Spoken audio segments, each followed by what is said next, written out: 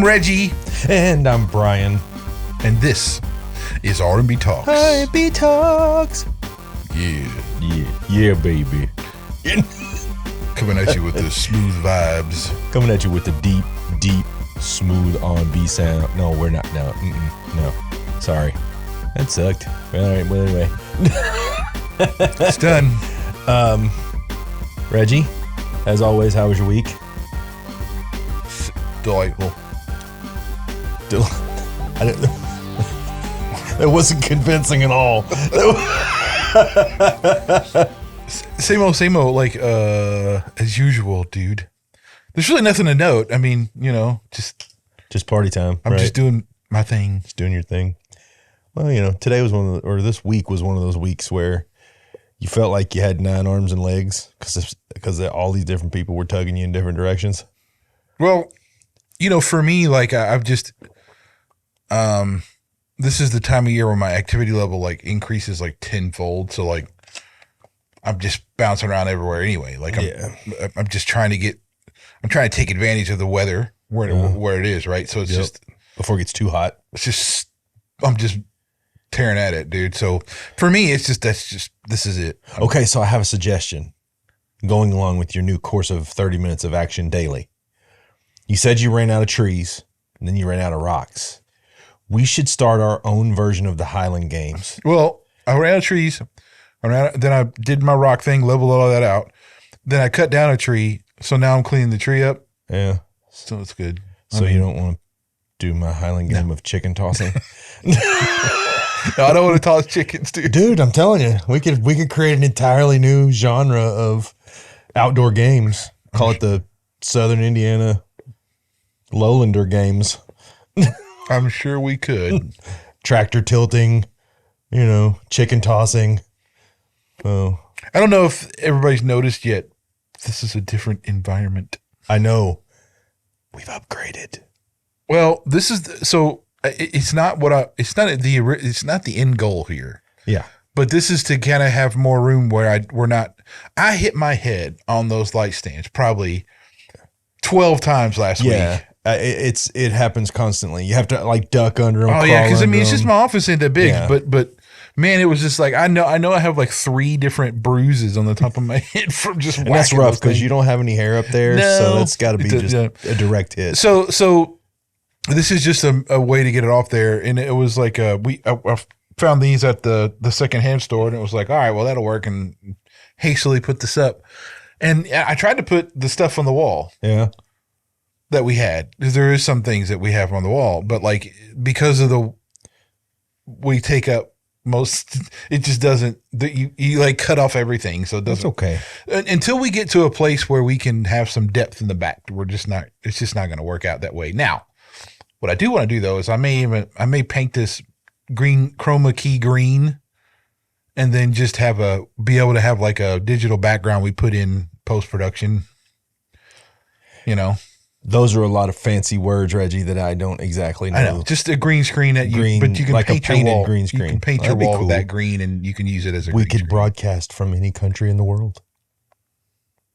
We could be in sub-Nordic countries, and we could be in anything we want, or whatever. I mean, so I don't know. That's one thing. I may do that, which would be cool. And here I don't know if this will end up being too noisy or whatever, because there's like right outside the door or window on the outside is the AC unit, and then you got, of course, my this is on the ground floor, so my family's running around and everything. That's okay. So we'll try it. We'll see what happens. See if this looks okay. So this might look funky by the time I get done with the editing and stuff, but we'll see. So this is our inaugural Memorial Day episode, Reggie. And this will also, one last thing, enable us to have enough space here where we could space out and someone else could be here with us. Ooh, guests. We could have guests. Guests would be wonderful. All right. And it's Memorial Day, or Memorial Day tomorrow. Well, isn't it like today but recognized tomorrow, or do I have that mixed up? I thought it was tomorrow. Probably is. Yeah, The first time ever I don't have to work on Memorial Day. It's kind of exciting. it's weird, huh? It's kind of strange. Tomorrow is Memorial Day, I believe. So right on. Well, I would like to take a moment on this Memorial Day to recognize all of the men and women who have not only served our country, lost their lives, to give props and respect to the family members of those people. There's no one on planet Earth that has more respect for our first responders, military, police, fire department than I do.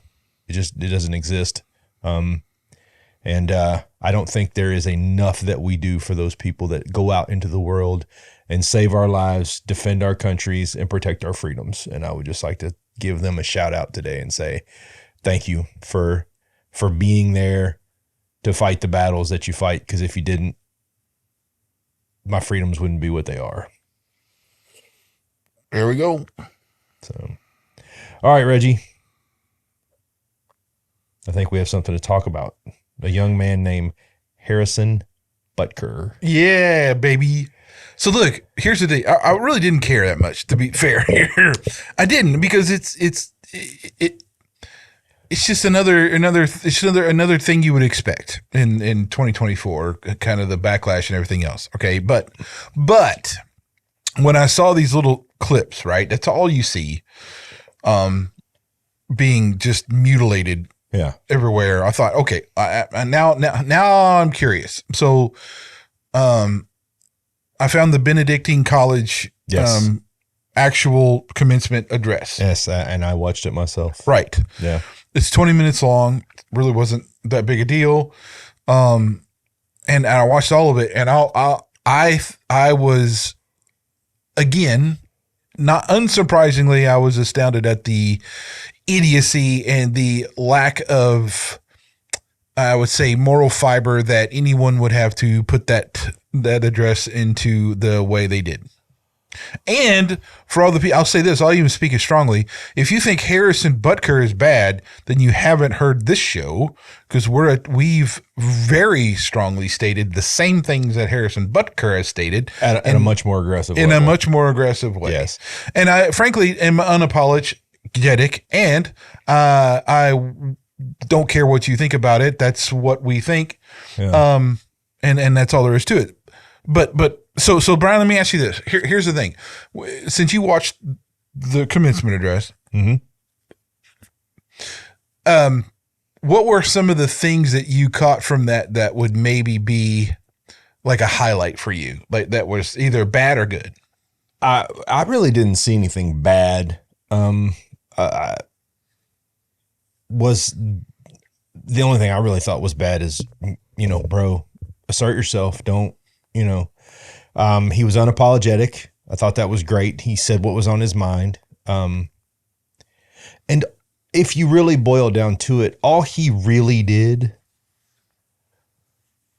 was talk about what the majority of the young women in that place will probably wind up doing, which is getting married, having kids, starting a family. Like here's where, and my wife this morning made a great point.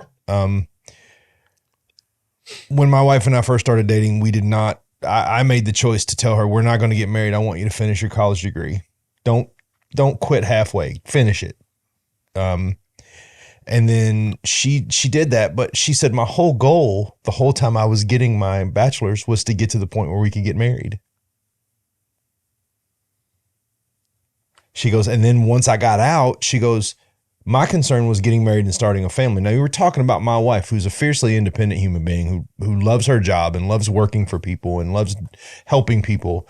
But she said, my identity rests in my family and being a wife and a mother. She goes, and it rests there securely. And now she has a master's degree. She went back and got a master's degree so that she could do more and do more things. But her number one priority every day is being a wife and mother. And what I really thought this whole thing was about was Harrison Butker basically talking wonderfully about, first of all, his wife. And secondly, addressing the majority of the people in the room. But again, a 1% minority has taken this and twisted it. I thought the commencement was good. I didn't think there was anything terribly off about it. I think he could have been, I mean, honestly, 5 minutes shorter. Well, okay. So let me say this. The biggest thing, and what almost all of the fuss is about, is where he's speaking to the ladies in the audience. Mm-hmm. Absolutely. But there's quite a lot in there where he is, he doesn't come right out and give specifics, but he does say the gender ideology stuff. He's talking about how the pro-life stance and stuff like that from the Catholic perspective. Oh, and also too, I think this is really key to this. And they're not saying this in the legacy dinosaur lie to you media propaganda machine. They're not saying anything about this, but his audience was Catholic. Yeah. Benedictine College is a Catholic. Yes, and that was what shocked me the most was, you're getting upset about a Catholic speaking to Catholics. This is not a Catholic going to a liberal college, and it's not him going to Harvard. He went to Benedictine College, which is a Catholic university. And I think that's the thing that shocked me. But you said something, Reggie, a few episodes ago, and I don't think I had seen it until this happened. I think this is a symptom of the outrage media and the outrage left running out of ammunition. So we're going to go onto the other team's field and try to steal something off their field. And look, I'm going to be saying, and I'm going to apologize about this, I'm not a huge fan of the Catholic religion. I don't think that Catholics are bad people. I just think there's a lot of things that are within that religion that are just wrong. Like interceding. I don't need anyone to intercede in my relationship with God. That doesn't have any. I was given Christ for that purpose. I don't need anybody else. Right. So, but I think that this is a very, very bold road sign saying, hey guys, this outrage media, this outrage left, this Marxist dynamic is dying because they're reaching for things now. Another great example, kind of off the beaten path, was, Trump going to Brooklyn and the Bronx, and they thought, 2,000 people would show up, and 25,000 people showed up. Well, look, in the voting district of one of the most outraged liberal human beings on the planet. Okay. There are a couple things that I disagreed with Harrison Butker. And when he says the Catholic Church is the one true church that Jesus Christ started, that is not accurate. So just to point that out, that is not accurate. There's zero accuracy to that. I mean, I know where they get, that's what the Catholic Church is taught, but that isn't historically true. It's the longest existing church, but that whole formation and stuff, it's not like it's the Apostle Paul, when he wrote to Romans, it's not like that was the beginning of the Roman Catholic Church or anything. And no, it was not. So there's a lot more history to that. So I just want to put that was the only thing I thought was blatantly wrong. I did think when he was specifically talking about the priests and bishops and stuff and their lack of leadership during the whole can't say it endemic thing was really interesting, because he's at a Catholic institution and he's kind of pointing the finger saying, hey, this is what you need to, so I thought that was interesting. Well, but that's something else too. If you listen to what's been going on, I mean, I don't know if you were aware of this, the Pope and his whole gay marriage thing that went on. But it seems to me that even the Catholic churches, the staunch Catholics are trying to right the ship, right? Like this is not what we were taught to believe. This is not what is within and it's really exciting to see common sense kind of floating back across the river and people starting to pick up on it. Yeah. I mean, so getting back to the ladies things, I think that's really the key thing here before, because there is a couple other points, but so what you see in the media, it just counts this little thing. And she even showed this little clip where he says, "Hey, congratulations for your accomplishment." Because he says, "I want to speak to the ladies for a minute. You've been a victim of one of the biggest diabolical lies." And he says, "You've worked hard for your achievements and that you should be proud of yourselves." We go, yeah. Some of you are looking for your careers and your promotions and all this stuff, and that's fantastic. And that's looking forward to that. But a lot of you will look for your marriage and your children, and then he the media twists all that, and that's all they show or they say, but they cut the part out after that where he gets extremely emotional. You can tell how much he adores and values his wife, who's a homemaker. Absolutely. And he talks about her with this reverence that is absolutely awesome. Yeah. And it's that is purposeful. That is totally a propaganda machine working there. Well, and that's the thing that I think that frustrates me the most is they obviously made a choice for the dynamic in their marriage, and it's working for them, and they're having a successful marriage. They have a successful home, a successful family. What would be your purpose of attacking something like that, in the sense of, he's not saying everybody's house runs like mine. He's just saying, hey, and he got very emotional. You could tell that he really has this actual reverence and admiration for his wife and what she does to hold their family together. And I feel like,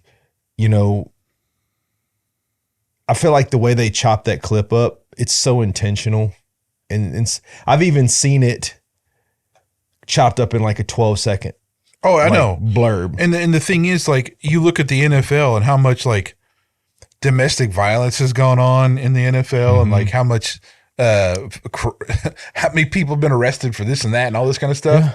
And you're going to tell me that the one guy who's talking about how much he loves his wife and how appreciative he is, just because he uses homemaker and says women can be that. Yeah. Without saying they can't work or they can't do this. He actually said they can, and he's proud of them, and blah, blah, blah. Just because he said that other thing that you're able to do as a homemaker, you're going to freaking blow that up? Yeah. Are you effing kidding me, dude? I don't get with it. I don't think they are kidding you, man. No, it's ridiculous. But I think this is also a backlash, because another movement that I think is really dying on the vine right now is feminism. I think feminism has, you can call it what you want, first, second, third wave feminism, doesn't matter.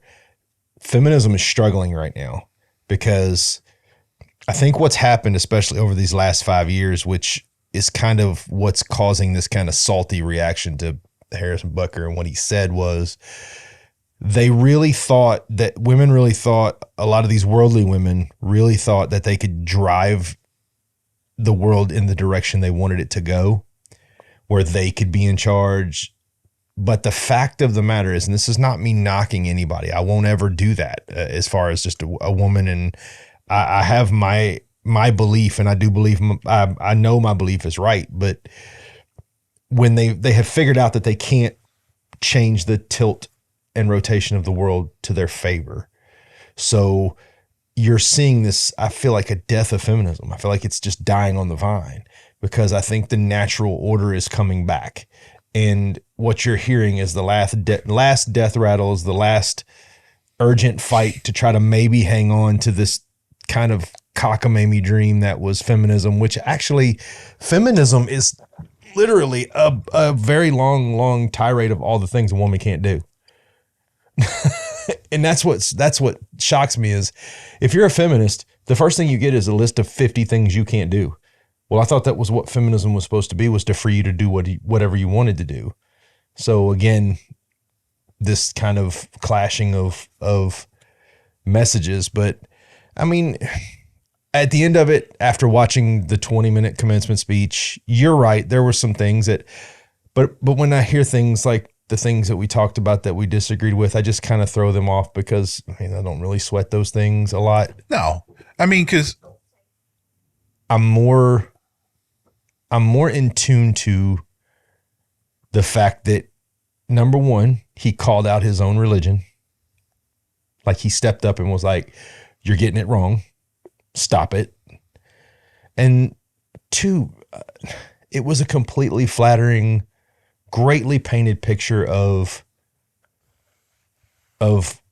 all of the things that a woman can be. You can have your career, you can have your success, you can have your promotions, but you can also be a homemaker, a wife, a mother, and none of it is bad.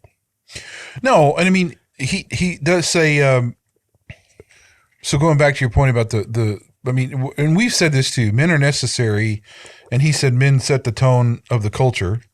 Be unapologetic about your masculinity, what we've said on here few times. And I think the other thing when he was talking about calling out the church, I mean, because he actually did that pretty well, and he wasn't like being blatant or like mean, crass or mean. Yeah, it was just like, hey, there's things we did that was wrong during this time period. And he spoke about how we can't, he even said, there were periods where the leadership didn't step up to fulfill their vocation. And he gave the example, like there was a lot of people that died without having their sacraments, right? Yeah. Which for the Catholic, it's huge. Yeah. So, he was talking about how that should never been the need to something like that. Cause it's necessary. He even referred back to the historical periods of when there'd been other diseases and everything else that, the leadership didn't shy away from that, but yet we let that happen in, 2020. Right. Yeah. But again, there's a lot of things about Catholicism I don't like, a lot, but at the same token that it's not like they're the Christ following path, and Catholicism doesn't have to be on like in a combative state either. No, there's a lot in common that should be in all this stuff. But he did say one thing that I'll point to. He pointed to Biden.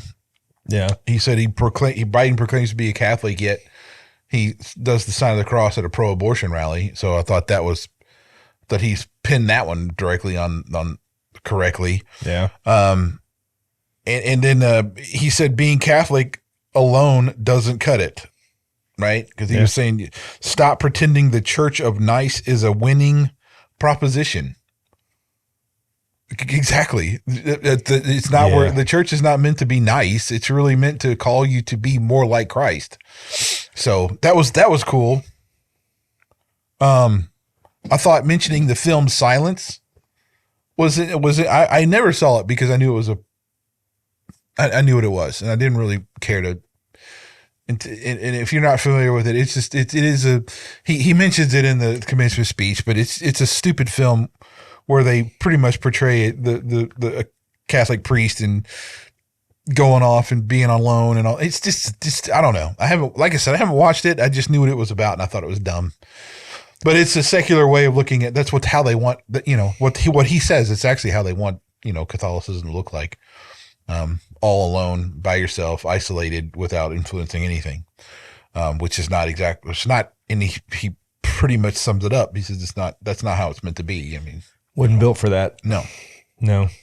So, so anyway, I mean, yeah, I didn't obviously the Latin mass stuff I don't really care about because I'm not into that, nor do I think it's necessary. But I mean, he obviously does. I appreciate his devotion to the Catholic faith. I think faith and the doctrine. Yeah, that's pretty cool. And look, I mean, I just think it's appalling, and I think anybody who would look to the people who are trying to tear this dude down or say something against it have a much bigger problem than he does. Agreed. And I think it's shameful. And it's not like this is one of those like huge deals where I felt like we must talk about it to try to sway an opinion. It's not. It's just I just felt like there was enough in here that we already have said. He said a lot of things.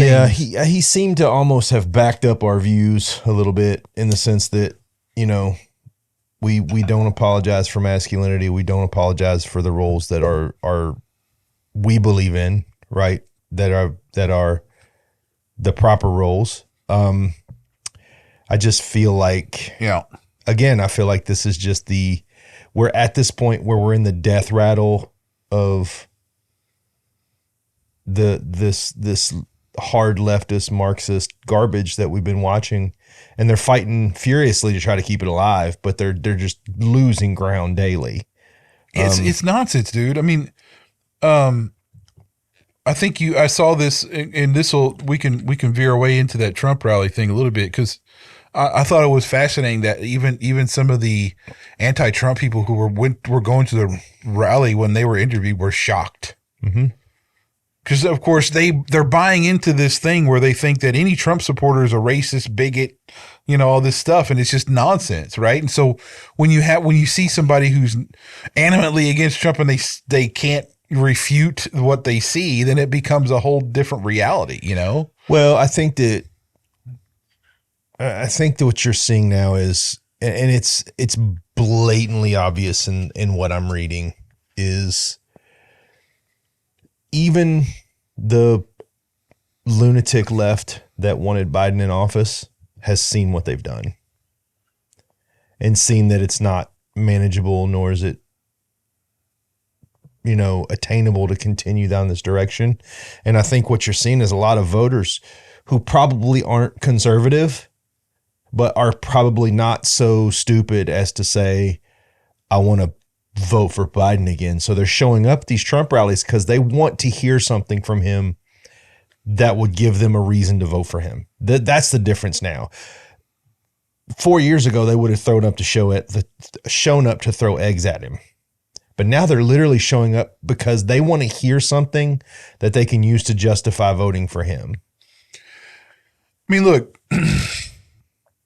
again, I'm not a Trump fan. Nah, neither am I. But it's not one of those anyone but Biden scenarios, although it's close to that. But I don't, because here's the thing. I think we all figured out that he's just a puppet. There's no way that guy's I don't care if, and I saw Bill Maher have a conniption fit over him not conceding the election still or whatever. And I mean, Hillary didn't either, so I don't really care about that. But I still don't think the election was true. I don't either. I still don't. I can't fathom how he would get more votes than Barack Obama.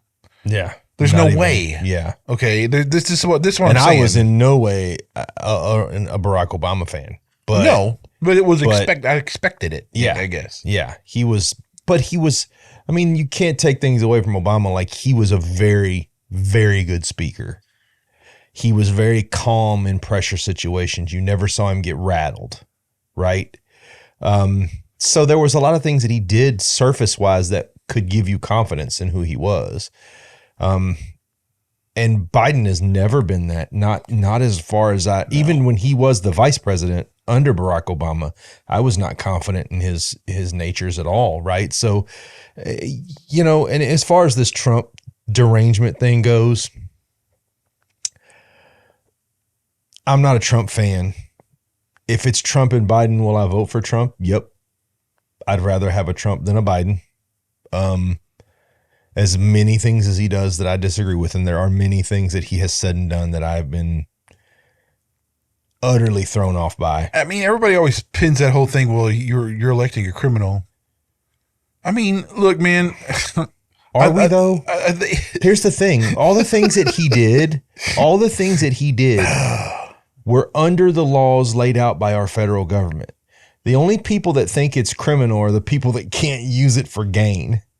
So even the whole thing where, you know, the whole bank loan thing where they tried to say that he overblew his values of his properties. That is done every single day at every single bank by millions of business owners, personal finance people. I can tell you that I've heard values on my house that I know are ridiculous. But because they don't understand or because it's not common knowledge, right? Like people don't sit around and discuss it. He's some kind of villain because he used a system that was put in place by the people that now want to use the system to hang him out to dry. Well, okay, but that's the thing. Like, this is why the populace has to be a little smarter here. Yeah. And that's what that's what I've never understood. Like, you know, and that could be just that just be my perspective, how I just can't see that see any different. But it's like, how do you not know? Right. I mean, like if you've lived in this country, you own a home or you're trying to get a home or you've looked at, I don't know. It just seems like it isn't even, it's just such a well-known thing. I mean, I don't know. I guess I'm just shocked that people would just buy into all that nonsense. And I guess it comes from those people primarily who like listen to the mainstream media and that's all they listen to. And that's what they take as the like, that's what, you know, it's almost like the old people who are still hanging on to the days of Walter Cronkite and like, well, that's what you do. You come home, you put on the news and that's what you listen to and that's what you believe. And but that's blah, blah, also blah. A time when they just reported the news. They didn't report. I mean, Walter Cronkite didn't give opinion in op-eds. It was, this is the headlines. This is what we're talking about. You know, if you go back in the history, it was really Dan Rather that kind of started that whole creeping your opinion in.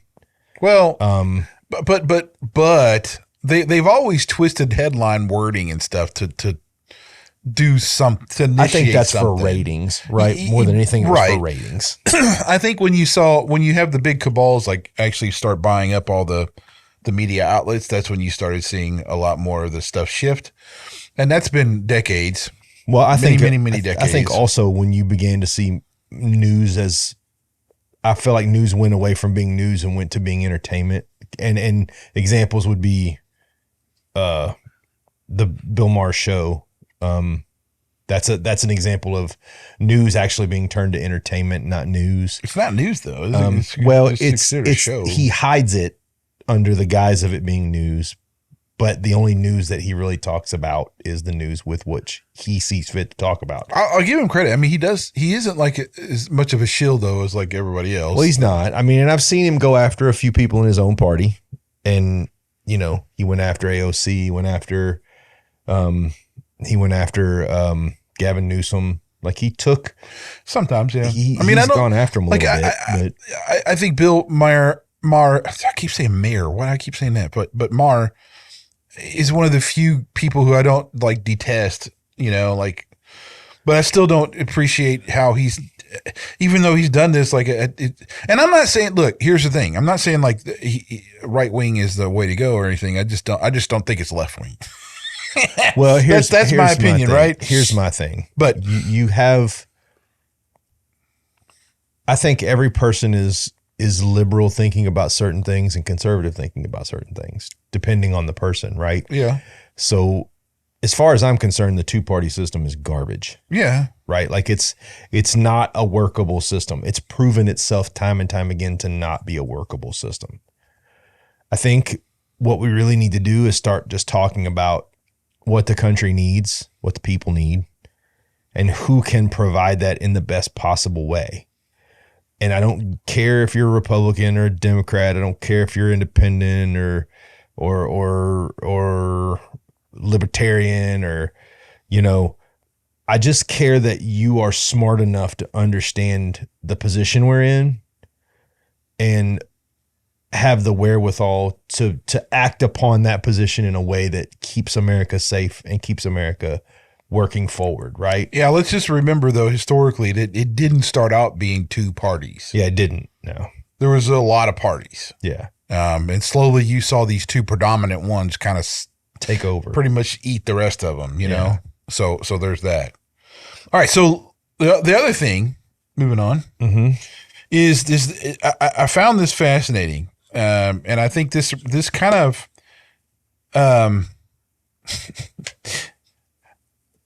illustrates kind of how I see the universe, and it's echoed from the one of my heroes, Bill Shatner, right?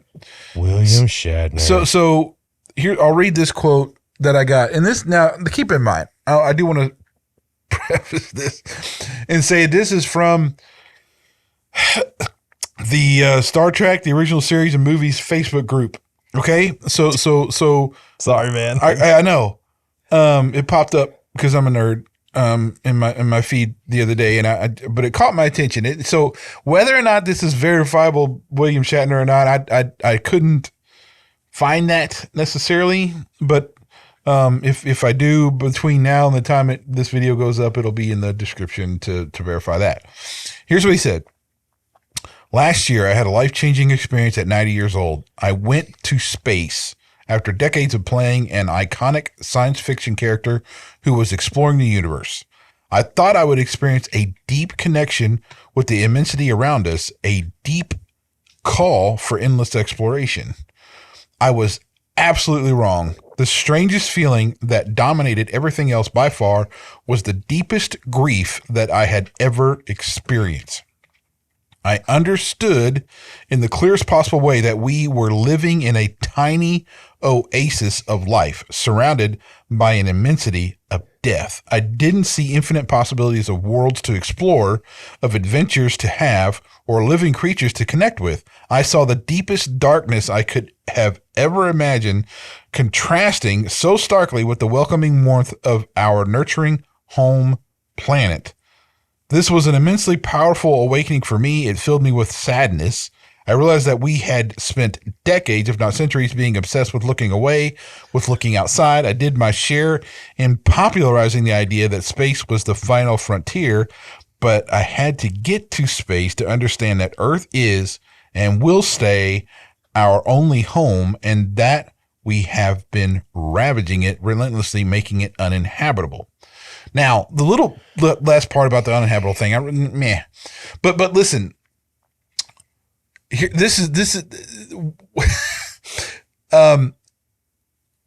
this kind of, I felt this in this way. When I look out at, and this is how the biblical standpoint looks at this too. When I look out in the sky and I see the space above, I don't see like, oh, this is the, so look at all the possibilities for exploration. And all this. I really see the immense, unfathomably infinite God that created all of existence, right? And that's kind of that's what God says he created this whole massive universe, was to like give some inclination as to the immensity of himself. Okay.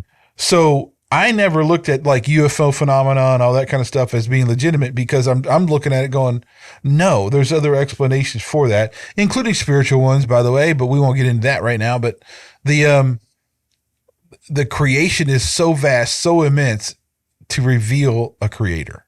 And he's like, well, yeah, when I got to space, I looked around. I was like, holy crap, this is like this tiny oasis that we have.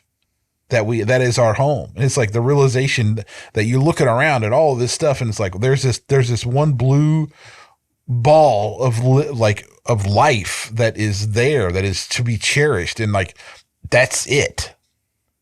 And that's really, I thought that was key. Now the only thing that he's missing here is going, thank God that he created this little tiny ball of life in the middle of all of this immensity of death.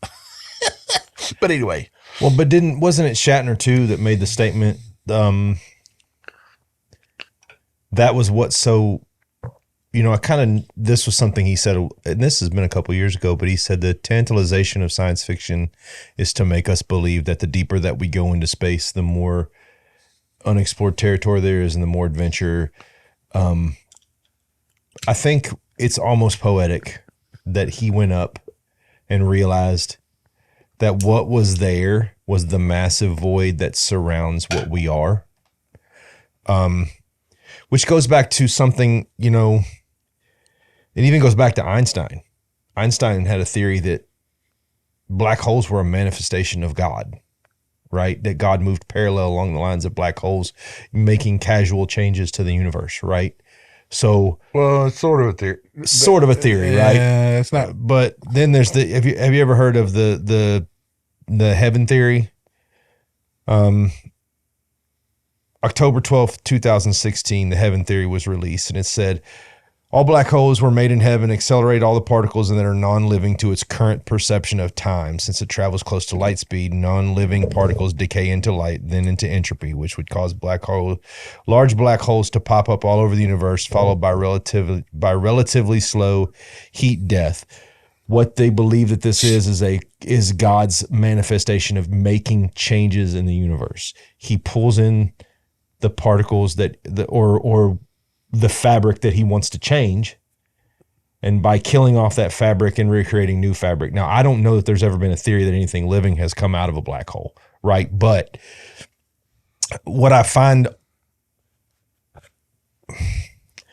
here's what I find very connective about that quote from Shatner that you just read. We have been led as Christians, all of our time as Christians, Reggie, we have been handed the Great Commission, and that's to go out and make believers, right? Mm-hmm. And it was always to go out into the world, which this is the world, right? Nowhere in the Bible does it say go beyond the world and make believers. And I think what you probably could describe Shatner's feeling is he probably felt that God-shaped hole. All right, I'm going to go up into space and I'm going to be inspired and awe-inspired and all these things. No, what I've realized is I've left the mission, right?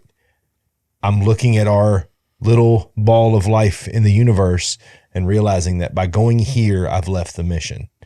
Now, whether he has any kind of spiritual connection to what that was, that's a whole different conversation. But I would dare say that feeling, that you know, realization that he had while he was up there very well was a spiritual revelation of his place in the universe, right? Because don't we all realize that at one point, you know, God moves in past, present, future. So how do we fit into his larger plan? Which is why when people ask me that, I say those are things that you don't need to consider, because we can't think in that span. We're not capable of that kind of forethought, right? So stay on mission would be the advice I would give. But yeah, I thought I had only read a little blurb of it. You reading the whole quote, that really puts it into perspective. Like to go with all of this hope and all of this, you know, this excitement that you're going to go see something that's going to make you want to, you know, go explore this vastly empty universe that all this adventure lies ahead, but to realize that the only thing there is death. It's unlivable for a reason, because we're not meant to live there. Yeah, I mean, it's just, you know, of all the people, like, you think Shatner spent so many times as Captain Kirk in like the final frontier, right? Yeah. And how many times he's promoted that. And you've said that many times, you know, he was really looking forward to space to actually, and, you know, really in the interviews I saw from a couple of things, he was looking at that as to, like, you know, bolster that whole, you know, exploration, and like he thought he was really going to be, you know, propelled into that want or whatever.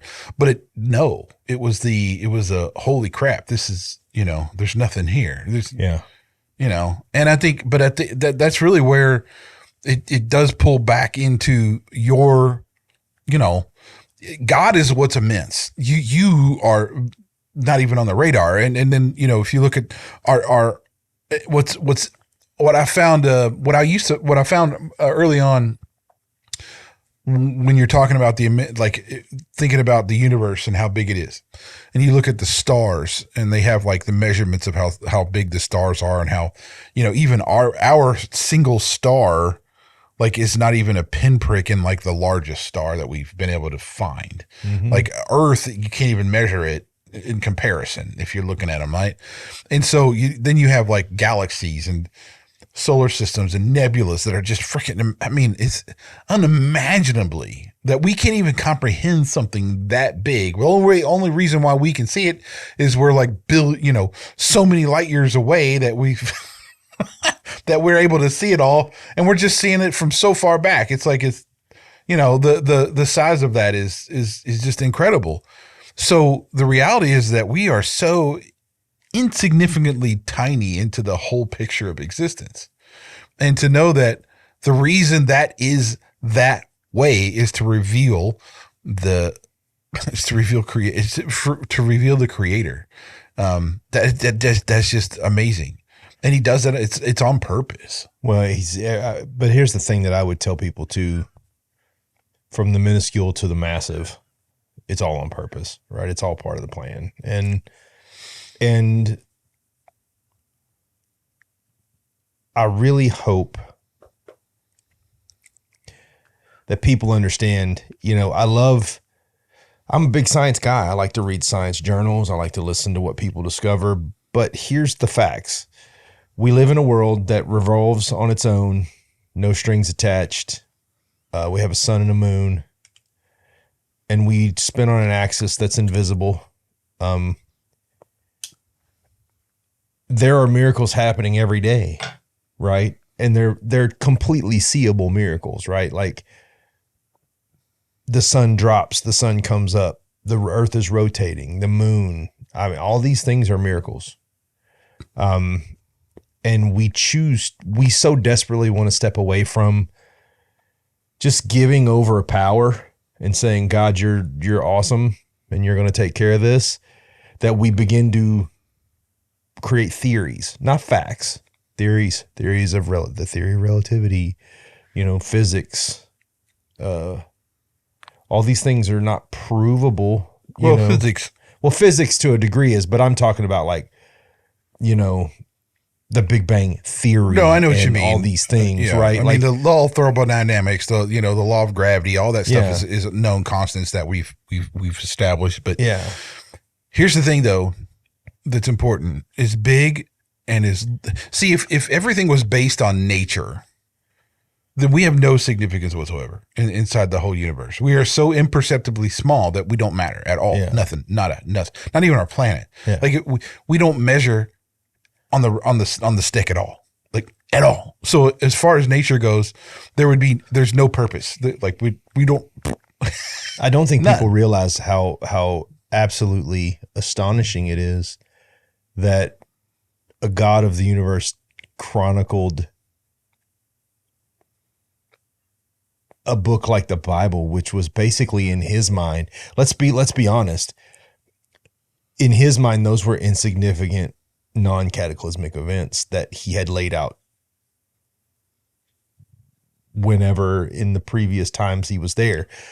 I think that, and that was the hardest thing for me before I gave myself over to it, was perceptively, I'm such a tiny speck. Why would I matter? Right? What does what I do matter in the long and the short of things? Right. And I think that is, I think that's the kind of the burning question, right? Like if we are not finite, if we are a speck in the timeline, think about the entirety of God. We are a nanosecond. If not even that. If that. Like 1/1,000,000th of it, Where is our importance in that timeline? My opinion personally is that isn't the concern. The concern for us is to thank God for the life that we have. Thank God for the gifts we've been given. Connect to him in the best way we know how, and tell others about what I call it, the freedom of faith, right? Like, I am the most imperfect human being you'll ever run into. I make mistakes every day. I screw up. I say stupid stuff. I do stupid things. Yet this creator, who I am finite in his timeline at best, infinite timeline is what he has. And I am not infinite at all. I am a speck, has chosen to give me peace, give me rest, and give me something to put my faith in so that I can be free enough to be who I am and live the life he built me to live. Right. Like that's the real struggle. Like and we don't have to go into this, but you and I had been tossing stuff back and forth, and I went into relativism. And the only reason that's important to me is, and we'll get into that in another episode, the definitions and all the things that we can pour into relativism. But for me, it's another way of using relativism as another way to avoid the conversation of God. Right. I feel like, well, truth is relative. Well, that's kind of a broad statement that you really can't get to, or I'm living my truth, relative to me. No, there's one truth, and there's one way, and there's one life to live. Well, okay.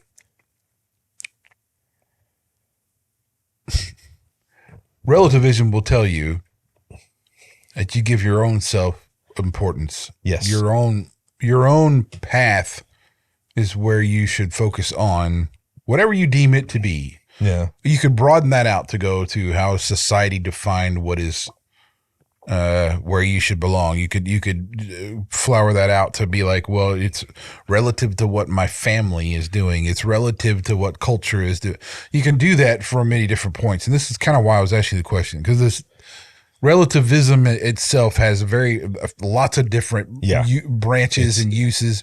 I mean, if you're talking about theological terms that, or philosophical terms, you would, for us would be like C.S. Lewis would be the predominantly, source for moral relativism and how that is contrary to what the biblical narrative says. But I want to get back to this though, real quick. And it's so, because this is important for like new Christians, or even those who are like on the fence about doubting things and whatever. You got to understand that looking at the entirety of the universe, that's billions of light years which itself is incomprehensible, a kind of thing. And then you look at the life cycle of suns and planets and all these kind of things, when let's say tomorrow an asteroid of substantial size hits the Earth, knocks it completely, and we're gone. Mm-hmm. The universe as a whole will not care. It will not. There's nothing that triggers the importance of our existence anywhere in the universe that says, "Oh, there's this little blue planet that it doesn't matter." Like it's done. We are so inconsequential to the fabric of the universe that there's no substantiating facts there that would say like nothing matters there if you're going by strictly nature, right? So, and especially in comparative to other bodies, other solar systems, other galaxies, I mean, like, look, it doesn't matter. I mean, the whole freaking solar system would blow up, and it again, it's such an insignificant portion of the universe, it would not matter. Okay, so this is why a lot of the secular philosophers of the 20th century and onward kind of concluded that there was no reason life is meaningless, because it was like, if everything's going to die off anyway, then I mean, what are you doing? I mean, there's no point in it, because everything eventually dies in heat death and it's just done, right? Yeah. That should bother anybody. I mean, that should bother, like you can't, if you're living in that particular perspective, there's no reason. Yeah. What's the point? There's no substance. There's nothing. What God does is he comes in and says, I have a reason for creating this immense universe. It's to reveal me without having without having the scriptures in front of you or knowing how to read. I created this massive universe so that you would see that there's something of a creator, that it's all designed, it all works, it all does stuff. Without this creator, that would not happen. I've made you so like insignificant in comparison to the rest of the universe that you would seem like that you would think you were insignificant, but I have put value on you. Me, the creator, have raised you up I've built you in the image of myself. I've taken you and molded you to be important. Mm-hmm. So that even when you are rebelling, even when you're trying to be a usurper and take away all my authority for yourself, I've come down in flesh form to fulfill what you couldn't, so that I could substitute myself for you. Now that makes way more logical sense than somebody saying it's all for nothing. There's no reason for anything. There's no it was there. I mean, look, and I'm not going to argue. Like we can get into like the different creation stories later, but I'm just saying that doesn't really matter for this purpose. What matters is that to know that people, you are valued. What you do matters, but it doesn't matter to the world. It matters to God. Yeah. Your significance doesn't rely on what other people think, what titles you wear, how many people see you, what your followers are on Instagram. Like that is what's insignificant. What's significant is what God thinks of you and what you're doing for his kingdom. Yeah. Agreed. I dig it. So, I mean, but that's so vital. Cause I mean, like if you're a second, like, okay, here's the thing. Before I was like a real big Jesus freak, this is the stuff I would contemplate. Like, it's like, I followed quantum mechanics and all this and some astrophysics and all this stuff because I thought that was really cool. And like, they were making all these things and, oh, look, there's a quirk and it vanishes, does all this. And I mean, it was fascinating, but at the end of the day, there was nothing that in science that was even ever going to be discovered that would lead to a significance that I had past the scope of the life of the little blue planet we have. Like it just didn't matter. Do you think that people chase that to fill themselves with personal significance because they feel so small in the universe? I think that people chase after, because I think a lot of people look for legacies and a lot of people do this, but even the most famous person on the planet will have no significance in the end. Yeah. You know what I mean? They do, because they think like, well, even when I die, at least they'll remember me. Well, eventually, no. You'll be forgotten. Eventually, there'll be enough generations past where nobody will know. I mean, the only reason why we go, if you look back into the early, the only things we have are like stone carvings of that kind of stuff. You think all this digital stuff we have now is going to survive for another 10,000 years? Well, it's also no. It's like the transgender argument of, it doesn't matter what surgeries you have. It doesn't matter all those things. If someone digs you up in 1,000 years, the only thing they're going to know is that you are a female or a male. They're not going to know that you wanted to be something different. They're not going to know. There's not going to be some kind of natural progression where you're going to morph into something. But I kind of feel like, I feel like a lot of the chasing of these, I'll call them distractions because it's really all I can call them, right? They don't really carry any significance. They're just distractions. The chasing of these distractions is done to fill the place in them that feels insignificant. Well, yeah, when you are misled on your identity of who you are, and you've covered that up with your whatever your work you're trying to do, or your whatever the case may be. If you're obsessed with that as fulfilling who you are, then yeah, you're missing it.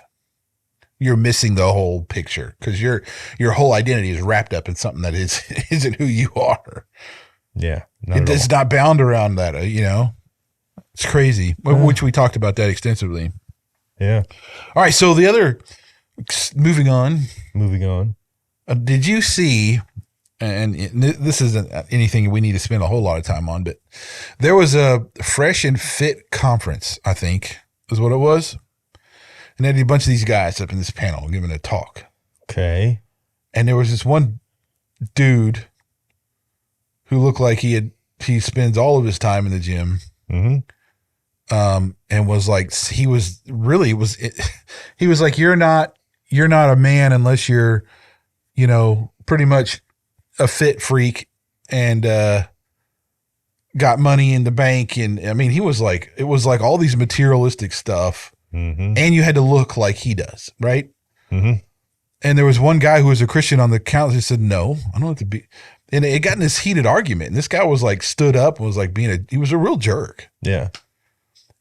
And I've seen this. So I didn't watch most of it because I really don't care that much about because it was dumb. I thought because I've seen meatheads like this before, dealt with them many times because I was in gyms for a while, but, when you said identity, it made me think of this because there's a guy who's got his identity so wrapped up in the materialistic stuff that he doesn't have anything tangible at all. He just sees dollar signs and muscles. As someone coming from the fitness industry, and someone who still dabbles in it and still loves to go to the gym, there is a certain section of, we'll call them influencers because that's really the most relative term, that truly believe that if they say something enough times, it'll be true, and they abandon the actual facts of the situation. And there's a lot of those guys and girls. I worked with one who truly thought that her way was the only way, and that, she would make very lewd and unkind comments about people in the gym. And, she liked to call them fatties and blah, blah, and all those things. And I believe that those are the people that are drinking their own Kool-Aid, right? Like they're Jim Jones in themselves. Look, man, the one thing I learned in all the time I spent working with people, and I loved all my clients, still love them to this day, stay in contact with some of them. They're great people. It's different for everybody, and everybody's going to get something different from it. And the moment you start to believe that your way is the only way, you have lost. From the beginning, you've lost, because it's just like anything else. If you have a formula, an applied formula, and you apply it to someone who doesn't meet the criteria for the formula, it's going to be a failure. And fitness should be more about mental health. You want to feel good, right? You want to physically feel better, but it should be more about mental health and taking care of yourself and feeling good and being able to function better. It can't be everything though, right? You can't, you can't define manhood around boundaries. Oh yeah, that's such garbage. Money that's and what garbage. If you can lift up your shirt at the beach. Let's be clear. I know and still know many men who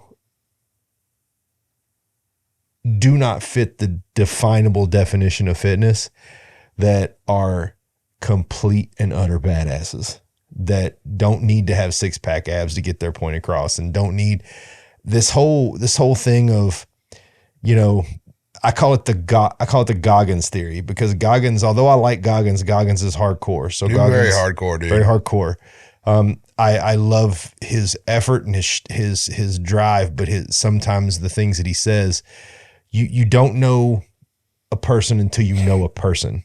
So the first thing you want to get to do when you're in fitness is get to know yourself. Get to know what you want and what you want to be capable of. Not everybody wants to be Arnold Schwarzenegger. Some people just want to feel better, right? And that's their pinnacle, right?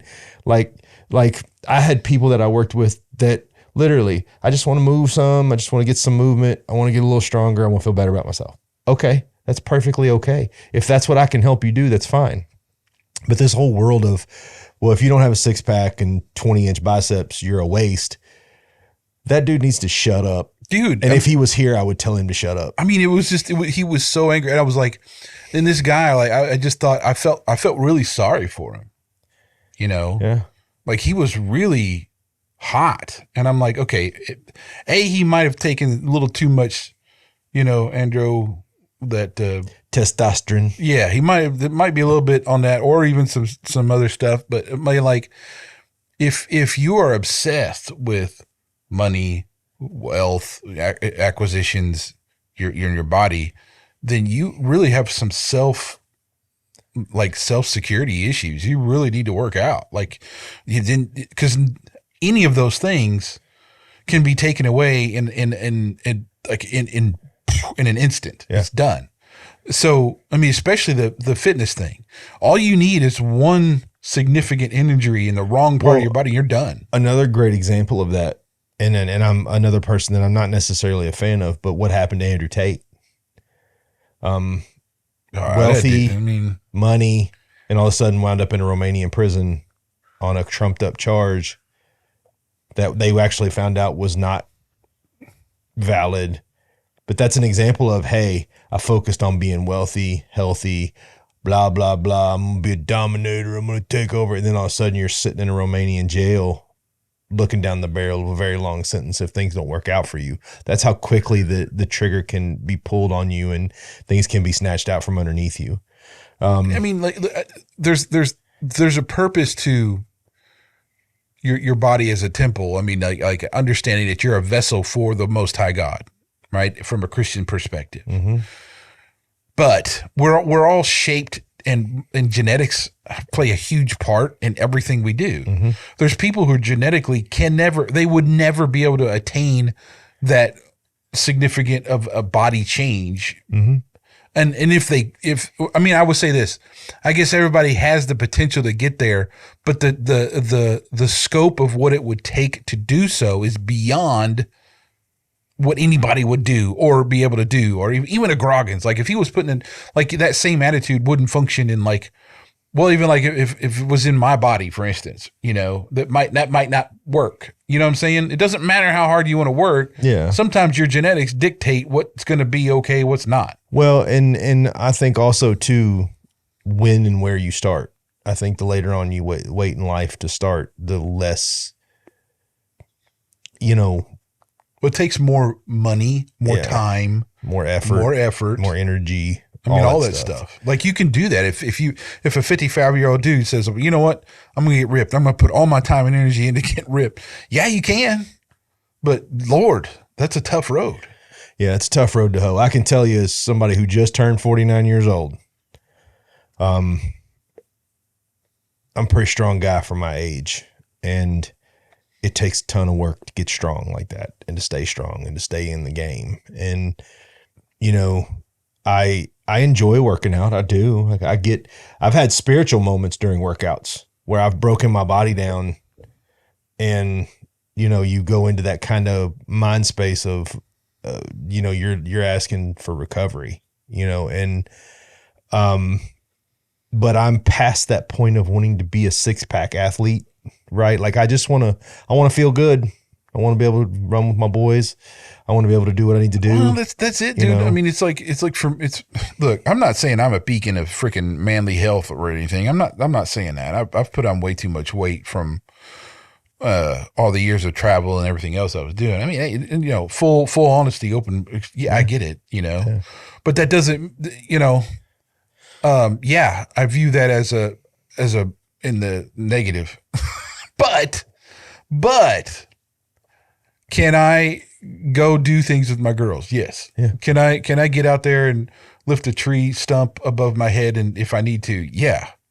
And as a matter of fact, the other day when I was cleaning up a tree I cut down, I mean, I did so much. I came inside. It was like that, those moments where you've done, your body says nope.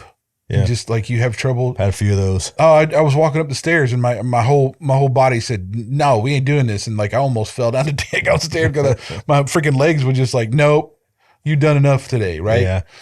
And that's all. I love that. Actually, I love that feeling. Right. But it's like, then, you physically push yourself farther. But the point being, though, is like, my primary goal is being more like Christ. That everything else is way second to that, right? Yeah. So how am I more the Christ-like husband? How am I Christ-like dad? How am I Christ-like friend? How am I Christ-like son? All those things. That's the priorities that I have. Like, my physical appearance is really, it doesn't matter to me at all. But I mean, my health matters in the way that helps me function towards that goal. Well, I'll say this too, and I say this because I believe it. I believe that the better my health is, the stronger I am, the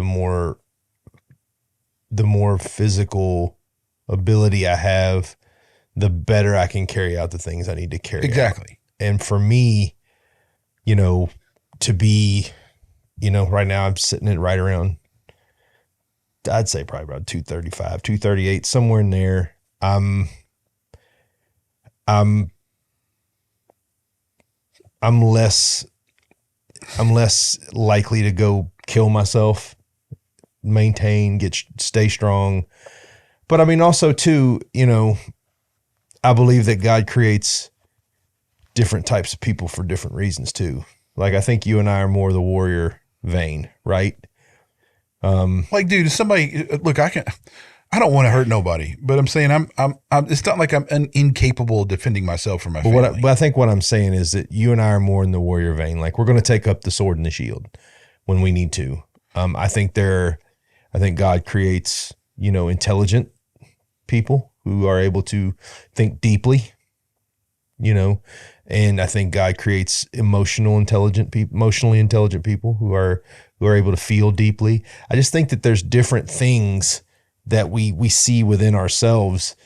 But these people that come out and they're like, you must do this and you must do that. No, I don't got to do anything other than. But that's the thing. Like, there's some people that don't like that. It's such a failed, arrogant nonsense, dude. It really makes me mad that's a thought process somebody has. They are their own God, man. I know, but it's like you're going to tell me that some poor, like an orphan or something gets tossed around through foster homes, comes out trying to do the best they can, is, barely able to make it, couldn't pay for college, so they're doing all things, scraping by and everything else, and you're going to tell me that dude's less of a man because he doesn't have money in his pocket? He's skinny because he doesn't. That's how he gets attention, man. I know. That's attention seeking. But that whole panel, dude, was like, was nodding their head to this guy and this one guy. I mean, it was like all of them should be ashamed of themselves. All of them. Well, it's just have you ever seen the unacceptable. Jubilee stuff on the Jubilee interviews where they put like two different sides against each other? They'll have like Christians versus Satanists and things like that, and they'll have a panel and they'll have breakouts. They'll ask a question, and they'll have agreeers and disagreeers. Well, they had one on fitness and non-fitness people that I listened to, and as someone who was in the fitness industry, I was ashamed of the people that I listened to on there, because there was one guy who goes, "If you're overweight, you're a disgusting example of being lazy, fat, and no good," and I was like, you don't know that person's story. You don't know they have disease, the trauma that they've been through. They've been hurt. You don't know anything about them. So for you to make and I'm going to say what it is, for you to make such a blatantly stupid statement, it just makes you look stupid to say stuff like that. Like, it really does. Like the guy on that panel, I'm going to go back and watch this now because I want to watch this. You get mad. I'm telling you. I'm sure I will, but that's a blatantly stupid thing to say. That's a blatantly stupid and attention-seeking thing to say. So if you don't have anything better to say, shut up.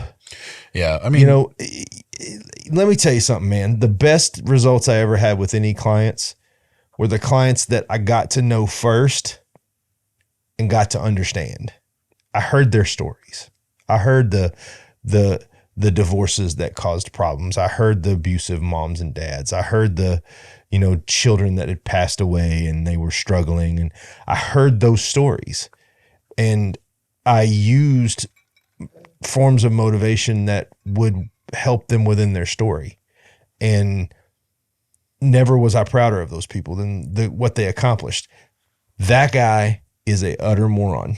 Yeah, I mean, he doesn't deserve the attention he has. It was really infuriating. It was just, and look, like I said, it was more like infuriating that he had this idea, but more like, if he's this adamant about that, then I feel really bad for him. Like, this is really shallow. Like, how is this, if he feels this way, then how's this marriage? How's he being a dad? Because I mean, obviously the only things that matter to him are money and women and his six pack. So I mean, how's he really being a dad? Like attracts like, man. So he probably has a very self-centered, very money hungry partner. Right. I mean, like what? What's he giving back to the community? Like, is he going to volunteer stuff, or is it he can't because he's got to go to the gym to keep up his six pack? Yeah, he's got to go to the gym. He's got to, You know what I mean? got to make that money. You know, So- it was really bad, dude. And I just want to say that we talk about manhood here. We're a man centric podcast YouTube show for a reason, because we thought we saw the masculinity being attacked. We thought, you know what, there needs to be a more of a Christian voice out there for that. And I'll just say that is not the attitude of a Christian man. I think taking care of yourself is very important, but it's not like but definitely not money.